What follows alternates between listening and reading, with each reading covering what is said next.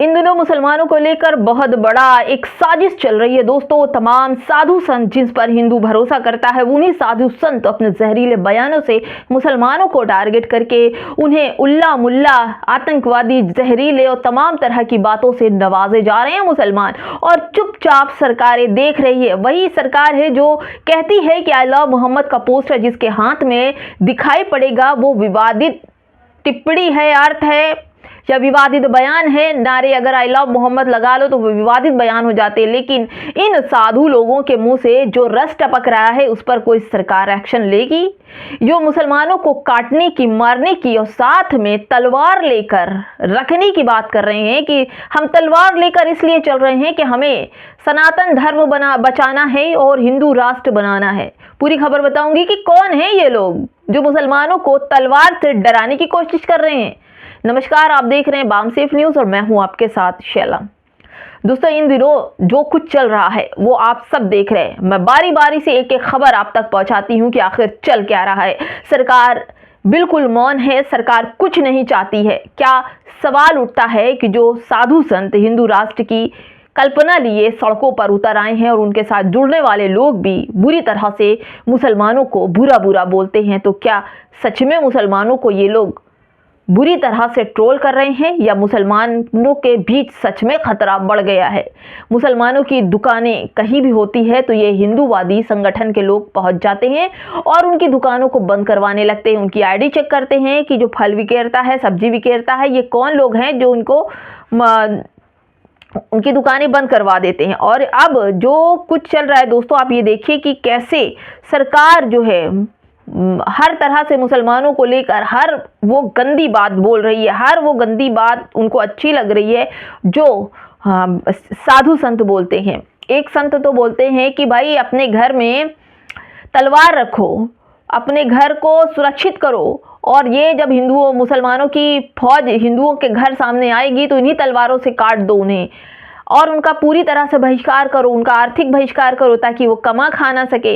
इसी तरह मुसलमानों के घरों पर बुलडोज़र चल रहा है, मुसलमानों की दुकानों पर बुलडोज़र चल रहा है। मुसलमान अगर कोई भी कुछ भी बोल देते हैं, विवादित हो जाता है तो उनको फौरन जेल में ठूस दिया जाता है।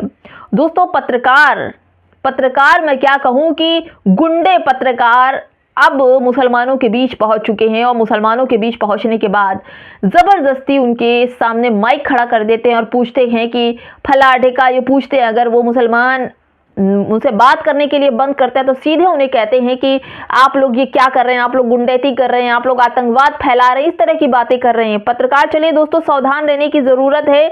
और जिस तरह से मुसलमानों को लेकर टारगेट किया जा रहा है, आप ये देखिए कितने विवादित साधु संत तो बोलते हैं कि भाई देश अगर बर्बाद हो रहा है तो यही मुसलमान जो उल्ला मुल्ला हैं और यही लोग देश को बर्बाद कर रहे हैं। साधु संतों की ऐसी मतलब जो बोल रहे हैं वो कितने घटिया है दोस्तों। एक संत है यतीनंद सरस्वती, वो तो ऐसा बोलते हैं कि वो तो सीधे कहते हैं कि जो हिंदू समुदाय के लोग हैं वो 5-5 बच्चे पैदा करें, क्योंकि मुसलमान 5-5 बच्चे पैदा करेंगे और फिर बाद में ये बड़े हो जाएंगे तो हिंदुओं के लिए खतरा बनेंगे। इसलिए पहले से ही इन्हें शांत कर दो, इन्हें खत्म कर दो, इनकी संख्या घटा दो, इस तरह की बात करते हो। साथ साथ ये भी कहते हैं कि हमारे जो शिष्य हैं परमानंद है, वो घर घर 1 लाख हिंदुओं को जागृत करने के लिए जाएंगे और उन्हें तलवार बता रहे हैं कि तलवार रखिए पास में, हथियार रखिए पास में, क्योंकि यतीनंद सरस्वती कहते हैं कि मुसलमान आपके घरों तक पहुंचेगा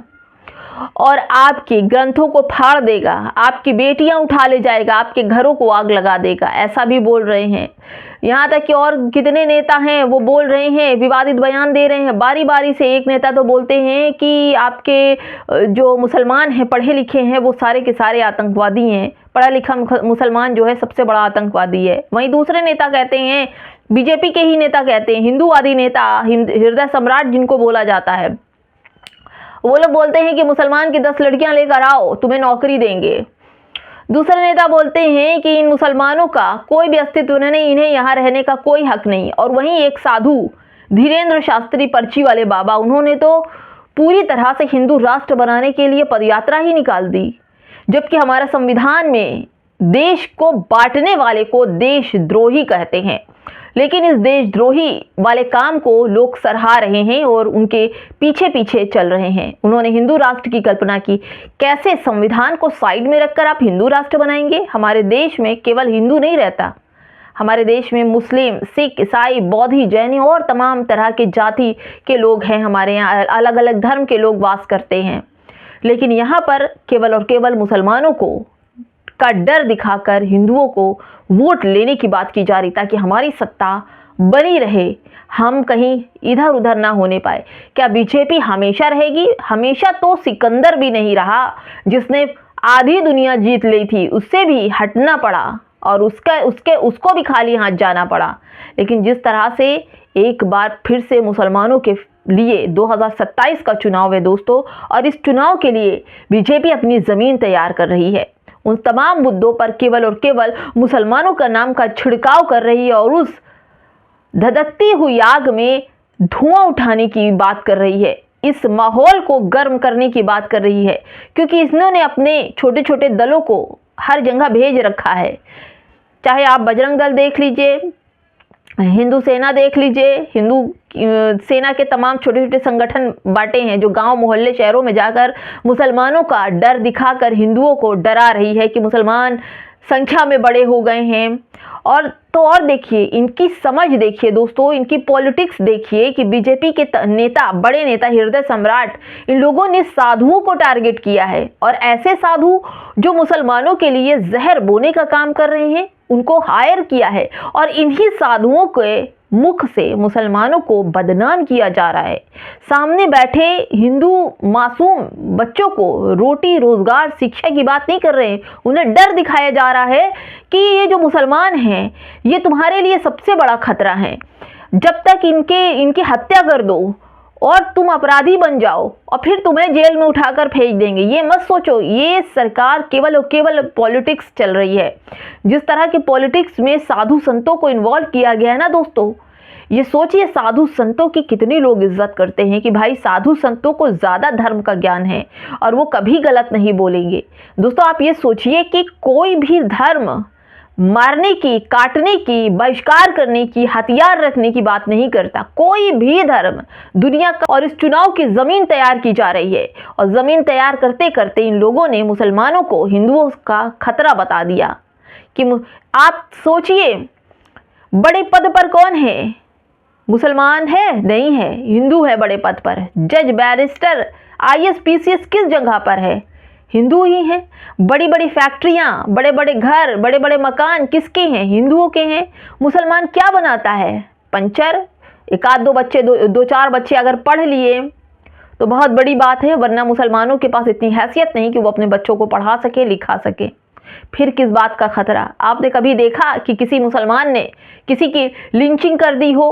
कहीं मुसलमान किसी को जबरदस्ती उसको जातिवाद गालियां दे रही हो? क्या मुसलमान कभी किसी के पहनावे उड़ावे पर कमेंट कर रहा हो? नहीं देखा ना। लेकिन हाँ, मुसलमानों की बेटियों को 10 बेटियां लेकर आओ तो तुम्हें नौकरी दी जाएगी, खुला ऑफर दिया जा रहा है। हिंदुओं को, बच्चों को अपराधी बनाया जा रहा है, हत्यारा बनाया जा रहा है मुसलमानों का डर देकर। यही हिंदुवादी नेता कहते हैं कि मुसलमान की बेटियां, 10 बेटियां लेकर आओ तो तुम्हें रोजगार देंगे, तुम्हें सुरक्षा देंगे, तुम्हारी जिम्मेदारी हमारी। यानी कि हिंदू के बच्चे इस वक्त बेरोजगार है, रोजगार की लालच में अपराधी बने, हत्यारे बने, बेटियों का हरण करे, शोषण करें, तो ये हिंदूवादी नेता तब उन्हें रोजगार देंगे।